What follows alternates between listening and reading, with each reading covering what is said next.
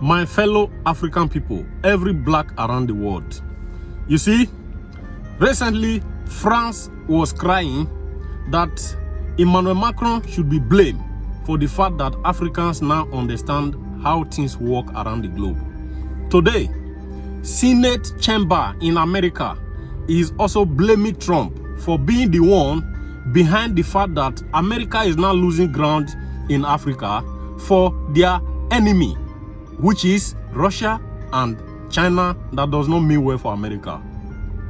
As they are blaming Trump for this, they are also suggesting that Trump will reverse everything he has taken away from Africa so that they can go back to how things used to be. They even blame Kenyan president for calling why in China for a new world order, referring to America as old world order. Anyway, this is the message and what our stand should be. For a very long time, we have expected our Western friends to teach us how to fish and not to give us fish. But today, we don't even need them to come and teach us how to fish anymore. We can fish ourselves. You see these three men in Africa, they must remain untouchable. Ibrahim Traore, Mali president, Niger president, they must remain untouchable. And every black man around the globe must unite around these three men. We have spotted these three men as the kind of leaders that Africans want to see lead them. And the West should respect and accept this. Every other leader in Africa, if you want to do anything with them, you can go ahead and do whatever you want to do with them. But these three men, you must leave them alone. They are our cursor to a successful and prosperous Africa. Watch this video and see how they are crying. U.S. lawmakers admit the damage, and they're terrified of what happens next. Mr. Missouri, thank you for your testimony. What I hear from both of you is more engagement, not less. More of what we have done that works, and that the abrupt and chaotic closure of a very wide range of our most effective tools for engaging with Africa, from the MCC to YALI to the PEPFAR program, puts all of this at risk.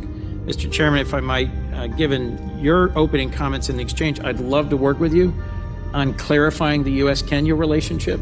Their foreign minister and national security advisor were just here last week meeting with the president and folks at the White House, and I agree with you that some of those statements with the PRC are very concerning given the deep and long relationship and the security relationship we have with regards to al-Shabaab in Somalia. It's disappointing to say the least. You referenced how important it is that there be more students from Africa coming to the United States. Well, I've got a solution for you. It's a 15-year-old program called the Young African Leaders Initiative that has sent 20,000 vetted, promising African students to the United States. The University of Delaware happens to be one of the 20 hosting universities at a very modest cost that is about to be shut down. Not a good idea. It brings promising young African leaders to the United States for a summer to meet with businesses and entrepreneurs, to meet with civil society, to convene in Washington, and then go to 20 different states all over the country. One of many things I don't think we should shut down. To the point you just made, Ambassador Gavin, the Millennium Challenge Corporation, MCC, launched under President Bush, explicitly used corruption and combating corruption, reducing corruption as one of the key indicators for whether or not a country would get a long-term development partnership with the United States. It is all but closed. Most of its staff have been laid off. Many of its compacts have been shut down. PEPFAR, Mr. Missouri, is all but closed. It has been trimmed dramatically from its scope. A 25-year-old program, long deserving of bipartisan support. I'd just be interested in both of you briefly saying, what does it do to our reputation on a continent of 54 countries, a continent with enormous human potential and natural resources, a country that China and Russia see as the continent of the 21st century? What's it do to our place in East Africa and across the continent if we abruptly shut down these long-standing, demonstrated, and effective programs? Madam Ambassador, then Mr. Missouri. Thank you, Senator. It is incredibly self-defeating, is my view. I just don't understand why we are taking a bunch of tools in our foreign policy toolbox and tossing them into a dumpster. I think the term was a wood chipper. Okay, I suppose so. It's tougher to reassemble things that have been put through a wood chipper than things that have gone through a reasoned, considerable review, which is the sure. process No, that we reforms should have make- gone through, is to have this body, Congress, work with the new administration to say, okay, trim this, reform this, change this, shutter this, expand this. That's not what happened. No, it's not. And not only have we lit our credibility on fire, and you see particularly China making hay of this. The favorite phrase now is reliable partner. China's a reliable partner. They're not going to abruptly pull the rug out from under you. And I think that, some of the kind of knock-on effects, consider the tens of thousands of health workers in Kenya who are out of work now. These are educated, engaged citizens, and the messaging we want to do about this long relationship with Kenya, it's at odds with their lived experience now. And I'm about out of time. I've got less than a minute. Sorry. Mr. Meservey, if I might. I do agree that a bright spot is the hard work done under the previous administration by Avril Haines in DRC, Rwanda, and it's continuing under Special Advisor Boulos. There's a real chance of peace there. I can't think of a more concentrated example of the PRC-U.S. competition than the two adjacent bases in Djibouti. I've just introduced with Senator Ricketts a bill to try and prioritize focusing on denying the PRC more basing opportunities on the continent. What do you think we ought to make a priority in doing that important work? Yeah, thank you, Senator, and I'm very pleased to hear about the bill and your attention to this problem. I would especially highlight the danger of an Atlantic Ocean base. We know quite reliably that China has been pursuing such a base for years. It's not hard to see how problematic that would be for security of the American homeland. So I think I mentioned in my original remarks that commercial engagement should be at the heart of a strategy. And I think we need to start giving African countries more of what they want and less of what they don't. That seems like an obvious proposition, but frequently our Africa strategy doesn't seem to be guided by that principle. So the existential crisis that every African government faces is youth unemployment. Yep. And our development assistance and humanitarian assistance, as useful as that is in some contexts, is not going to address those problems. So I think I do think that the Development Finance Corporation and the MCC really focused on private sector partnerships that fuel growth from the bottom up. I think to the extent we can focus our messaging, our investments, and our partnerships on combating corruption, on being a secure and reliable partner, and on helping create reliable, high-growth jobs, this continent of 4 billion people by the end of this century is a place where we can win in the competition with China. And if we don't, if we continue our retreat, we won't. Thank you, Mr. Chair, and thanks to the witnesses for your helpful testimony. I want to return to the chairman's opening comments where he introduced an article into the record and talked about the recent discussion of the Kenyan president in China about this new world order. Let me read from an article that I'd like introduced in the record. Kenya calls for a new world order that reflects global South realities, and this is from KBC Digital, the Kenya Broadcasting Company, if I could introduce it into the record. From April 23, just recently. Speaking during a public lecture at Peking University in Beijing, President William Ruto emphasized the need to fashion a new world order which takes cognizance of present realities. The president who was in China for a state visit, okay, China is welcoming the Kenyan president for a state visit, said this: the ongoing trade tariff wars could signal the end of the old world order as it has existed since the end of World War II. And further, regarding the relationship between Kenya, China, and the rest of the world, Ruto remarked that Kenya and China are not just trade partners, but, quote, co-architects of a new world order.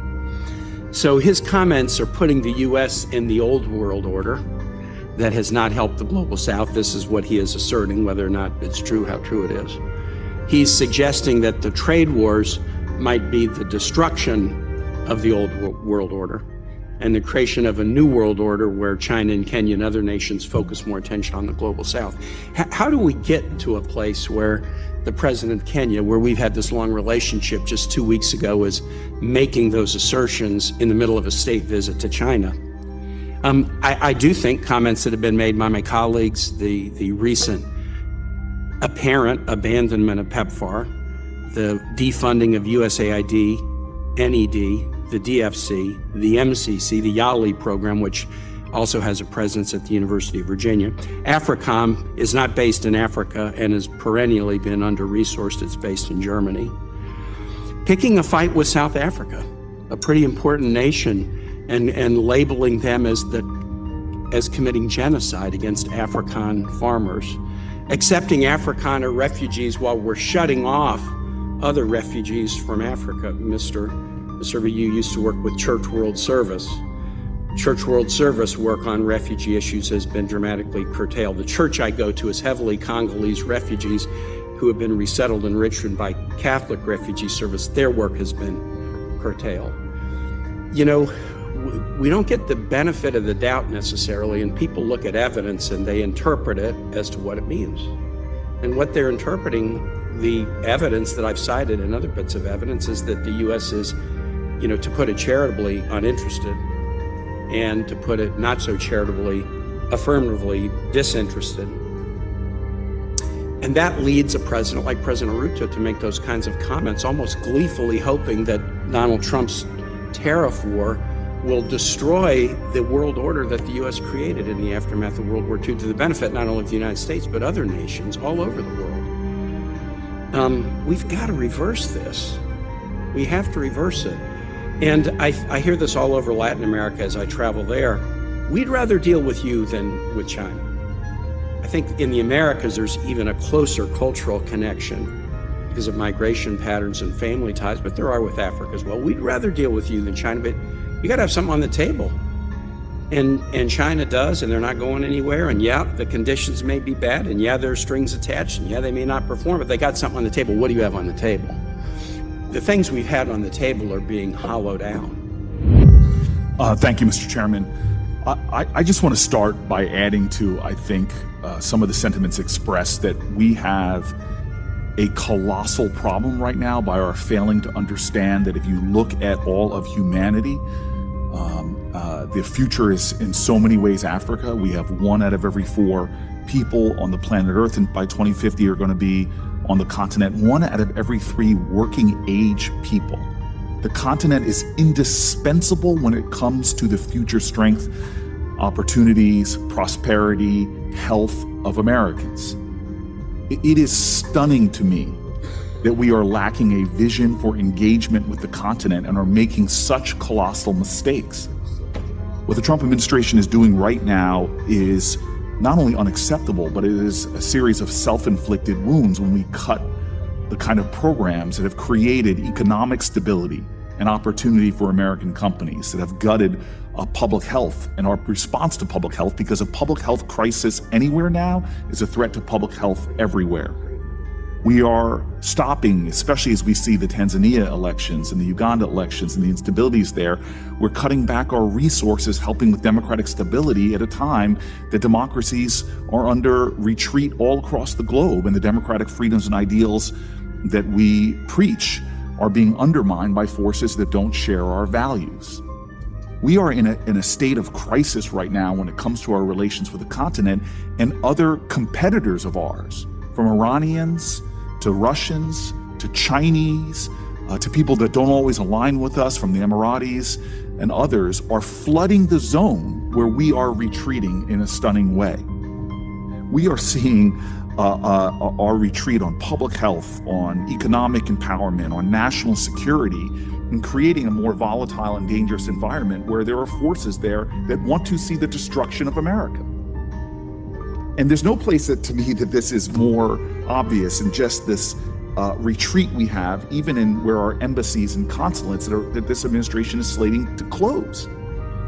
China has embassies in every single country, and we now see a list that consulates and embassies all over the world, but 6 embassies and 2 consulates in Africa, including around the Horn, are being shut down. When I travel through Africa, the power of our presence there, our ability to combat misinformation and propaganda, our ability to create deep partnerships and connection, we are truly pursuing a set of policies that are going to undermine America's safety, security, and economic strength in the future and make us be more targeted by forces from the Red Sea all the way to terrorist attacks here at home based upon the instability and folks who are focusing and targeting and trying to undermine America. And so, I am stunned. I've already been upset in past administrations with our failure to prioritize. But what's happening right now is just utterly stunning, and generations of Americans will pay a price for it unless we find a way, in a bipartisan way, to focus and do more.